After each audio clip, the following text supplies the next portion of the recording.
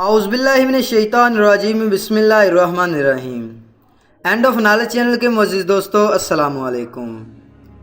नाज़रीन, आज की इस वीडियो में हम यरूशलेम में बाबा फरीद की क़यामगाह के बारे में बयान करेंगे। तो नाज़रीन इकराम, 1504 ईस्वी में यरूशलेम यानी वो शहर जिसे यहूदी, मसीह और मुसलमान मुक़द्दस ज़मीन के तौर पर जानते हैं, लेकिन ये बात शायद बहुत कम लोग जानते हैं। इस कदीम शहर के एक इलाके का ताल्लुक़ इंडिया से भी है। ये दरअसल एक सराय है यानी क़यामगाह है। सूफ़ी बुज़ुर्ग बाबा फरीद ने तकरीबन 800 बरस कबल इस सराय में क़याम किया था।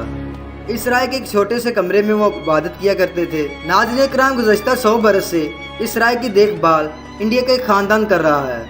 इस ख़ानदान के बुज़ुर्गों का ताल्लुक़ इंडियन रियासत उत्तर प्रदेश के सहारनपुर शहर से था।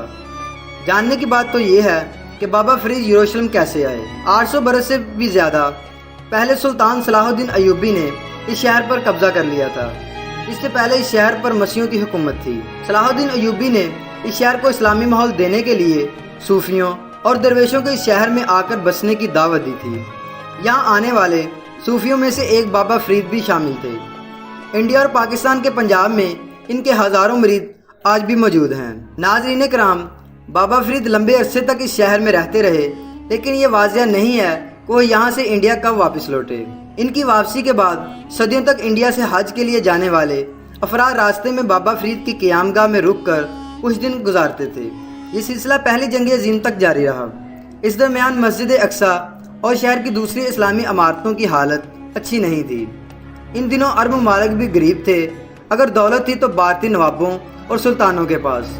इसलिए सन 1923 में यरूशलेम के मुफ्ती ने कुछ अफराद को इंडिया रकम लेने भेजा। इंडिया की आज़ादी के लिए लड़ने वाले मोहम्मद अली जौहर ने इस काम में इनकी मदद की। मुफ्ती ने यह भी कहा कि बाबा फरीद की सराय की देखभाल के लिए इंडिया से किसी को भेजा जाए।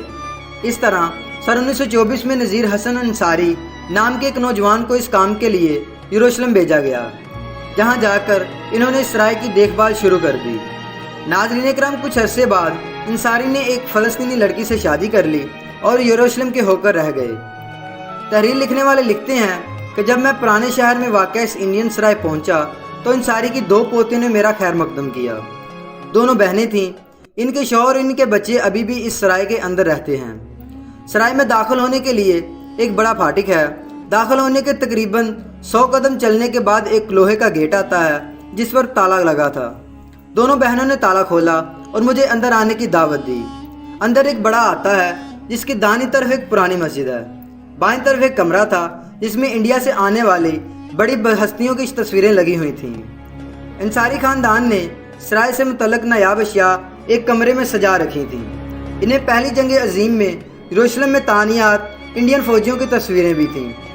कदीम यरूशलेम की इमारतों की तस्वीरें, इनके अलावा नज़ीर अंसारी के जवानी के दिनों की तस्वीर भी नुमायाँ थीं। इनका इंतकाल इसी सराय में सन 1951 में हुआ था।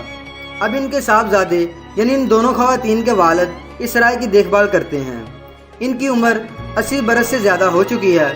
जब मैं वहाँ पहुँचा इस वक्त वो उर्दन गए हुए थे।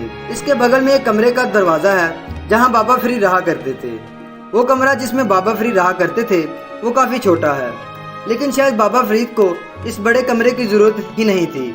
बेशतर वो इस कमरे के तहखाने में इबादत किया करते थे। दोनों बहनों में से छोटी बहन नूरजहाँ ने मुझे बतलाया कि दादा बताते थे कि बाबा फरीद 40-40 दिनों तक लगातार इस तहखाने में बंद होकर इबादत किया करते थे। बाबा फरीद के निजी इस्तेमाल की कोई चीज़ इस तहखाने में मौजूद नहीं है, लेकिन इनकी यादें और इनसे वाबस्ता दास्तानें इस सराय और इस शहर में आज भी सुनाई जाती हैं। इस सराय पर इंडिया का मालिकाना हक है। आज भी इस जगह को देखने के लिए इंडिया से नामी हस्तियाँ आती हैं। इंडिया से आने वालों के लिए यहाँ 6 कमरे हैं जिनमें वो क़याम कर सकते हैं। यरूशलेम में कई जंगें हुई और ये शहर कई बार उजड़ा, लेकिन इंडिया और बाबा फरीद से मनसूब ये कोना 800 साल बाद भी आबाद है। ये तहरीर पहली बार BBC उर्दू पर 27 जनवरी 2018 को शाया भी की गई थी। इसी के साथ हमारी आज की वीडियो इख्तिताम पज़ीर हुई। वीडियो पसंद आने की सूरत में लाइक शेयर ज़रूर करें और कमेंट्स की सूरत में अपनी कीमती राय का इजहार करें। हमारी नेक्स्ट वीडियो आने तक अपना और अपने रिश्तेदारों का ख्याल रखिए। अल्लाह हाफिज़।